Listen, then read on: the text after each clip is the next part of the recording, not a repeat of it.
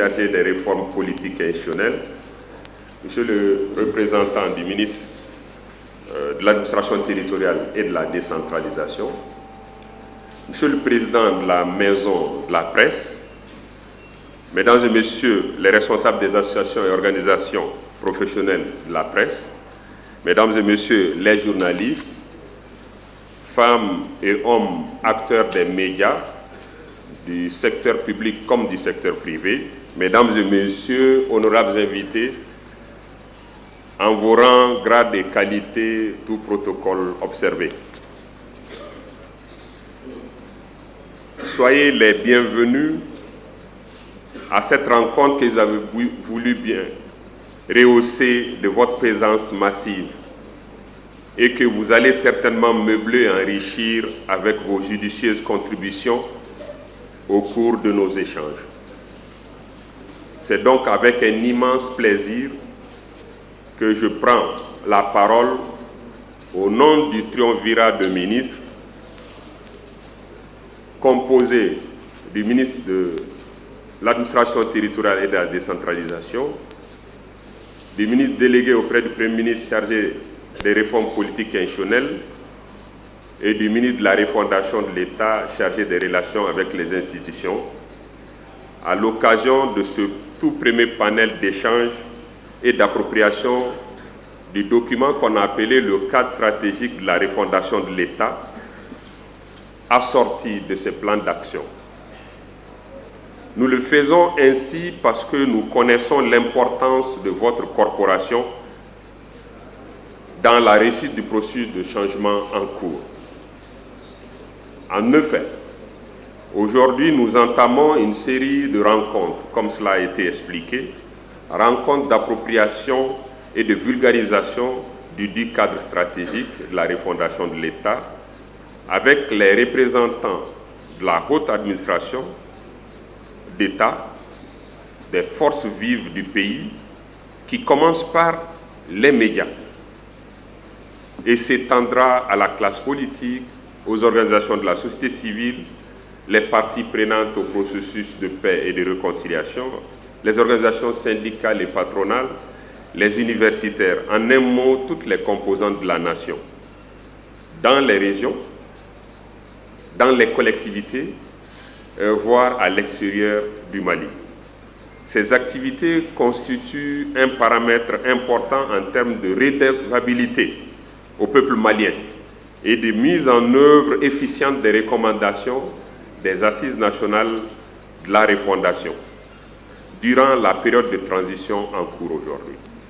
D'ailleurs, les autorités de la transition ont déjà réaffirmé cette volonté en mettant en place un dispositif institutionnel gouvernemental de suivi et de mise en œuvre des actions issues des assises nationales de la refondation, mais également à travers la création du CNCR-ANR, le comité indépendant de suivi et évaluation des recommandations des assises. Je saisis donc l'opportunité présente pour exprimer toute ma reconnaissance à l'égard des autres autorités de la transition, sous le leadership du colonel Assimi Goïta, président de la transition, chef de l'État, pour avoir intégré très tôt d'ailleurs les attentes majeures du peuple malien dans la vision gouvernementale sous le concept de refondation. Qu'il me soit permis donc de réitérer ma profonde gratitude à tous nos concitoyens de l'intérieur comme ceux établis à l'extérieur, aux institutions, aux membres du panel des hautes personnalités de la Commission nationale d'organisation des assises, les gouverneurs, les élus locaux, les agents de l'administration d'État, mais aussi des collectivités, les forces politiques et socio-économiques, pour les immenses efforts consentis et les diverses contributions ayant permis, in fine, de disposer d'un outil qui va, dès à présent et désormais, permettre d'impulser le changement dans tous les segments de notre pays. Au nom des autres autorités, nous appelons tous les acteurs, notamment vous, de la presse écrite audiovisuelle, et tous les autres acteurs des médias, à une pleine implication pour une application efficiente des actions de refondation, dont l'essentiel concerne, appelle et interpelle d'abord nous les Maliens vers un changement de système, de méthode et de comportement, avant de relever le défi d'un Mali souverain et émergent qu'on a bien voulu appeler le Mali Koura. Tout à l'heure, le commissaire au développement institutionnel, M. Ahmed Ag Yehia, vous fera une présentation d'appropriation du contenu du document portant cadre stratégique de la refondation de l'État et ses plans d'action pour ouvrir une séance d'échange et d'interaction entre nous ici et obtenir une meilleure compréhension. Parvenir donc à une meilleure compréhension, mais aussi relever les éventuelles appréhensions au niveau des uns et des autres, des observations, des commentaires, des contributions qui seront les bienvenus. Nous vous exhortons à utiliser donc tous vos moyens, et Dieu sait que vous en avez, femmes et hommes des médias, pour permettre aux citoyens maliens, où qu'ils se trouvent, dans les villes et campagnes, à l'intérieur et à l'extérieur, de saisir le sens et la portée de l'action gouvernementale en vue de leur pleine participation dans la mise en œuvre des plans d'action de la refondation de l'État. C'est cela le message que j'ai justement la lourde tâche de partager avec vous au nom de mes collègues ministres. Mais d'ores déjà, nous restons ouverts. Nous restons ouverts, nos portes sont ouvertes à tous les hommes de médias. Et déjà, ceux qui se sont essayés, je pense, ont pu le confirmer. Et nous ne pourrons pas trouver meilleur allié que les femmes et hommes des médias et de la presse. Et c'est pour cela que nous venons humblement auprès de vous solliciter cet accompagnement. Monsieur le Président l'a dit, nous avons réservé la primeur de nos rencontres à votre corporation et c'est dans ce sens-là, dans ce sens, je sais que vous nous ouvrirez la voie et vous porterez chance certainement à cette vision de la refondation. Qu'Allah bénisse le Mali et protège les Maliens. Je vous remercie de votre aimable attention. Merci. Bien gouverné, sécurisé et stable, qui est soucieux du développement durable, du vivre ensemble et respectueux des droits de l'homme et des valeurs socio-culturelles. C'est ce qui a été reproduit et ce ne sont pas que des simples images, mais c'est surtout la représentation de cette vision de nos voeux du Mali Koura. Je pense que l'image est encore là. Vous pourrez garder ça, s'il vous plaît, vous pouvez garder l'image de la couverture sur le tableau. Je crois que vous l'avez saisi. Et ce cadre stratégique n'est qu'un référentiel. Les actions qui ont été retenues et qui ont été traduites en plan d'action, on parle des plans d'action, véritablement. En fait, il y a un plan d'action qui contient 517 actions, c'est cela. Mais à mettre en œuvre pour la durée du cadre stratégique. En fait, les planificateurs disent une politique stratégique, c'est maximum sur 10 ans. Donc c'est décennal, c'est un plan décennal. En général, vous entendez parler de ça. C'est un plan décennal. Et que le plan ne peut pas aller au-delà de 5 ans. Même si c'est décennal, il faut planifier sur 5 ans, faire une évaluation à mi-parcours et replanifier sur 5 autres années. Ça, c'est la démarche méthodique. C'est pour cela le gouvernement de transition s'est évertué, puisque nous ne disposons que de 24 mois à partir de mars 2022. Donc il fallait identifier les actions effectivement réalisables pendant la durée de cette transition. Donc elles sont au nombre de 55. Ça a été extrait. Et ça, le gouvernement s'engage dessus, sous le contrôle du sincère ANR, de les mettre en œuvre au plus tard à la fin de la période de transition qui sera en mars 2024. Mais sauf qu'il y a d'autres actions qui ne peuvent pas nécessairement être réalisées pendant cette durée, mais dont la mise en œuvre ne doit pas nécessairement attendre la fin de la transition. Donc on en a identifié 155. La mise en œuvre commence pendant la période de transition, mais l'effectivité ira au-delà de la période de transition. Ça dépend des types d'actions. Donc c'est pour cela qu'on parle des plans d'action. Donc il y a le plan d'action global qui porte sur 517 actions. Il y a le plan d'action prioritaire du gouvernement de transition sur 55 actions. Et il y a 155 actions dont la mise en œuvre commence pendant la période de transition et justement se réaliseront au-delà. Donc il faut alors au total 210 actions comme plan prioritaire. Voilà un peu comment le document est élaboré. Ça a été présenté.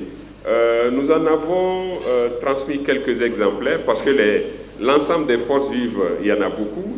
Et produire pour chaque Malien un document de cadre stratégique, je pense que c'est aller à l'encontre de la vision de protection de l'environnement aussi. Donc il y a une version électronique qui circule aussi. Je pense que nous avons mis à la disposition de la Maison de la Presse une clé ISB et ça peut circuler. Déjà, je crois, ça fait déjà 2 semaines que ça a commencé à circuler sur les réseaux sociaux. Donc il s'agit de ce document-là. Il faut se l'approprier, il faut lire et puis donc pouvoir intégrer les actions. Maintenant, c'est cela le contenu.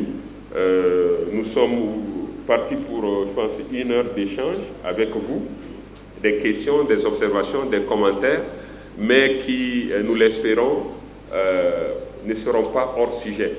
L'actualité est suffisamment fournie, nous savons, mais souffrez que nous nous limitions simplement à ces documents de cadre stratégique de la refondation, tout en vous remerciant de votre aimable attention.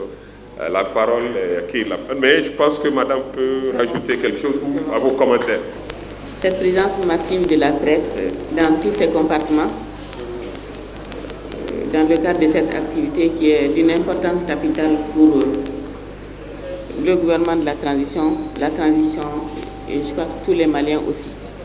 Puisqu'il s'agit de créer les conditions de mise en œuvre efficiente du processus de refondation du Mali. Comme vous le savez, il y a toujours des résistances quand il s'agit de changement. Mais quand tout le monde est informé, en tout cas le maximum des gens est informé de ce qui se passe, de la vision que sous le leadership du président de la transition, le gouvernement est en train de chercher à mettre en œuvre, ça ne peut que faciliter le travail. Je pense que dans ces dispositifs, la presse occupe une place de choix. C'est vrai que c'est le 4e pouvoir, mais moi je pense que la presse est même hors classe. Parce que si vous voyez toute activité que quelque institution que ce soit doit faire, la presse est toujours là en facteur. Donc elle est là en amont, au cœur et en aval de tout ce qu'on entreprend. En tout cas, si on veut que ça réussisse, et si on veut que la désinformation ne prenne pas le pas sur la réalité des choses. Donc c'est important que vous soyez associés. Ce n'est pas anodin, ce n'est pas fortuit que juste après la rencontre avec les secrétaires généraux des départements, que ce soit la presse qui soit programmée, parce qu'elle doit accompagner tout le reste du processus. Je suis consciente qu'il fut un certain temps où ça n'a pas de tout le temps été comme ça. Vous avez évoqué le cas de la mission de décentralisation. C'est un bel exemple que nous proposons de suivre, bien évidemment. On ne refait pas la roue. Donc on est conscient que tant que la presse est là à notre côté, on aura déjà fait la moitié du chemin. Surtout à un moment où tout le monde est... Il y a beaucoup de professionnels que nous félicitons et nous remercions pour leur appui, mais aussi il y a beaucoup de contre-vérités qui sont véhiculées à travers les mêmes mécanismes et que le fait d'associer la presse depuis en amont permet de minimiser ces déchets dans le cadre de la mise en œuvre de la refondation. Donc je vais commencer là où mon collègue, le représentant du triumvirat, le ministre de la refondation, a laissé, notamment sur la question de M. Amadou Traoré, le doyen, que je n'ai malheureusement pas eu la chance de côtoyer dans l'exercice de ses fonctions judiciaires. Pour la question qui concerne la Cour constitutionnelle et les tribunaux, ce qu'on voudrait signaler, c'est que ce cadre stratégique-là et les actions qui sont prévues là-dedans ne sont pas en dehors de l'activité gouvernementale au quotidien. Il y a beaucoup d'actions qui sont déjà inscrites au niveau des différents départements et qui sont en cours et qui sont souvent repris en compte dans ce cadre stratégique-là. Ça veut dire que déjà il y a un bon pan du budget de ce processus de refondation qui est déjà disponible au niveau des départements. Donc ça veut dire que ce dont vous parlez concernant la création des tribunaux qui sont déjà prévus par la loi sur la carte judiciaire, et tous ces tribunaux qui sont prévus, de même que ces juridictions, les cours d'appel.